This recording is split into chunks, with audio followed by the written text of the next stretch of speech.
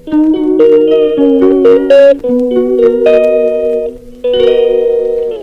Good morning guys, कैसे हैं आप सभी। आई होप कि आप सभी अच्छे होंगे।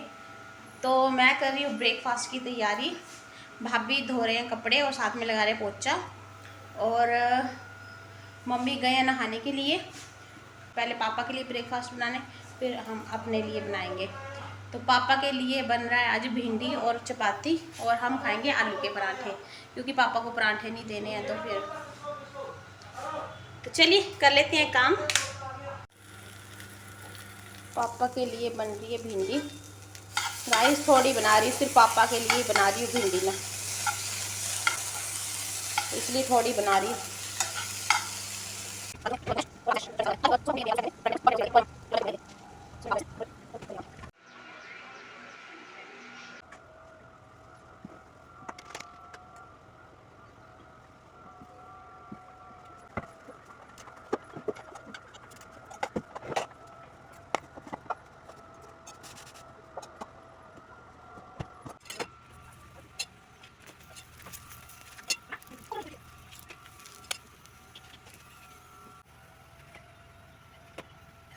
तो गाइस, आज है ब्रेकफास्ट में आलू के पराठे और दही। जिस जिसको खाना है वो आ जाइए।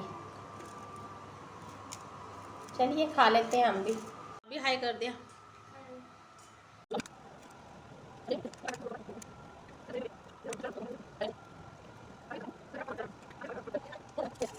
गाइस, आज मैं जा रही हूँ अपने पुराने घर, अपने ताई जी के घर। और हमारा पुराना घर भी होता था, तो मैं आज आपको अपना पुराना घर दिखाऊंगी। तो चलिए, हैंडू पकड़ लेना। भाभी तो हाँ चला गया, हाथ पकड़ लेना। गाइस देखो रास्ते कैसे हो गए। सारा रास्ता स्लाइडिंग वगैरह होती है बरसात के दिनों में, तो सारा रास्ता ऐसे बह गया है। और गाइस लाइट भी चली गई है घर में, और बुरी हालत है, पता नहीं कब आएगी लाइट, कब नहीं। चलो,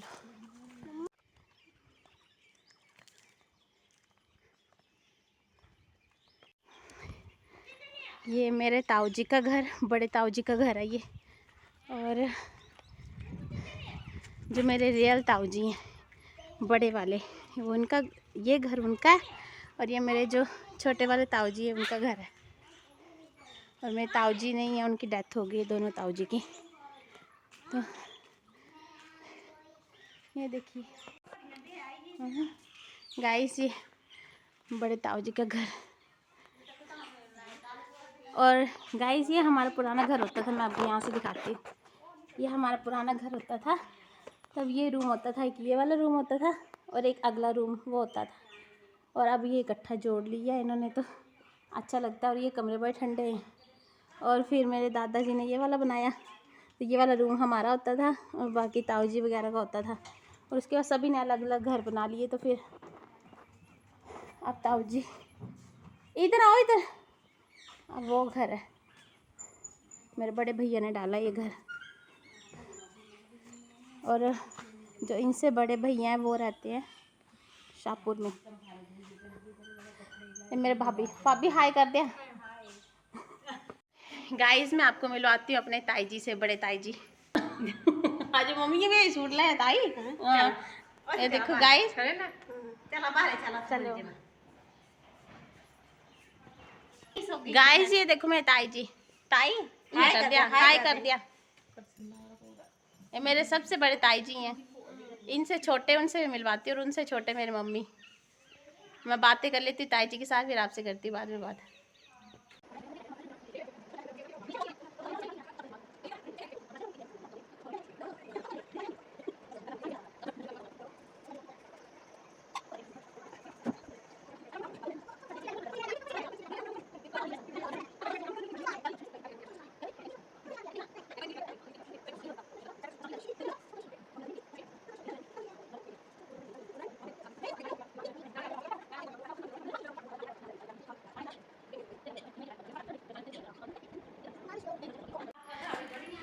तो गाइस, आपको मैं गाय के बच्चे से मिलवाने लगी हूँ।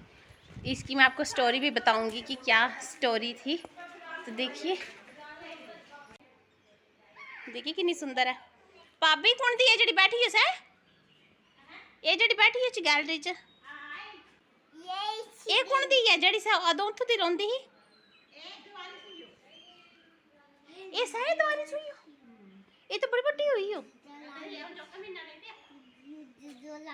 वाह ये तो बड़ी बड़ी हुई है बड़ी अच्छा लग गई गने चंद्रू चंद्रू आ मेरा चंद्रू आ दो ही बताए तो गाइस दूसरी दिखाती हूँ मैं इसकी बड़ी बहन आपको।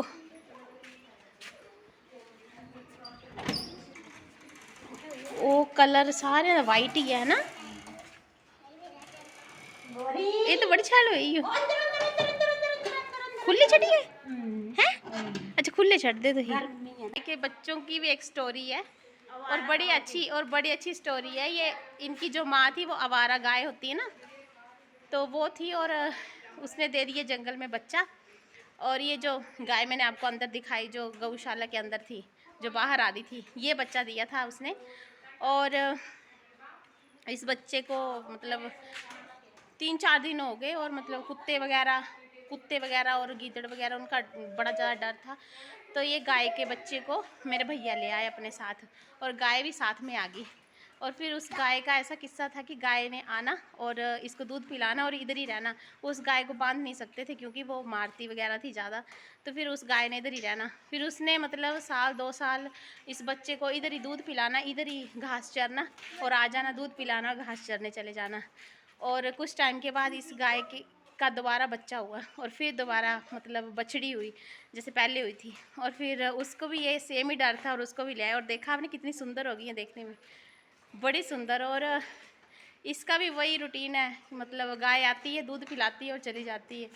तो इन दोनों बच्चों को मेरे भैया ने पाल लिया और देखा आपने मतलब ये जो आपको मैं दूसरी पहली वाली बताई बछड़ी वो 4 महीने की है और ऐसे लग रहा है जैसे साल का बच्चा है। देखो इसकी हेल्थ कितनी अच्छी है नज़र ना लगे टचवुड लेकिन इसकी हेल्थ ऐसे लग नहीं रहा कि 4 महीने का बच्चा है। देखिए ये आपको लग रहा है कि 4 महीने का बच्चा है इतनी क्यूट। और जो दूसरी वाली है ना उसके माथे के ऊपर पान का पत्ता बना हुआ है देखो कितनी क्यूट है।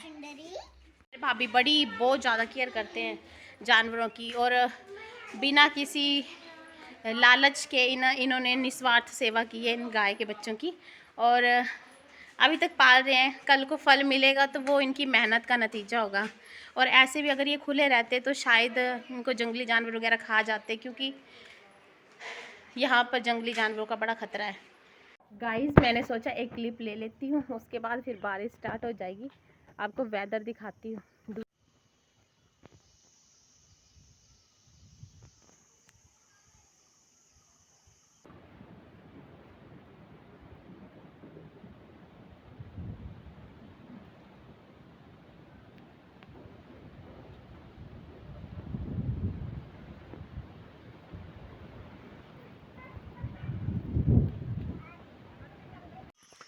हेलो गाइस गुड मॉर्निंग कैसे हैं आप सभी। अब मैं जा रही हूँ दूध की बोतल लाने के लिए वो भी मम्मी ने उठा दिया। मम्मी बोल रहे दूध की बोतल उधर रखी हुई है झोले के अंदर वो जो आपको बताया था मैंने कपड़े का बैग। तो कौवे वगैरह पता नहीं क्या निकाल निकाल के खा रहे हैं। तो मम्मी बोल रही तो देख क्या क्या है उधर क्या नहीं और कौवे पता नहीं क्या कर रहे हैं क्या नहीं। तो चलिए देखते। और गाइस रात को मौसम बड़ा अच्छा था ठंडा और लाइट चली गई थी और लाइट भी आई है कोई सोने के टाइम 11-11:30 बजे लाइट आई रात को। तो हम सोए बाहर ही और मतलब इतनी ठंड थी ना बड़ा मौसम मतलब सुबह उठ के ना फ़ैन लगाने का मन भी नहीं कर रहा था इतना मतलब वेदर ठंडा हो गया था।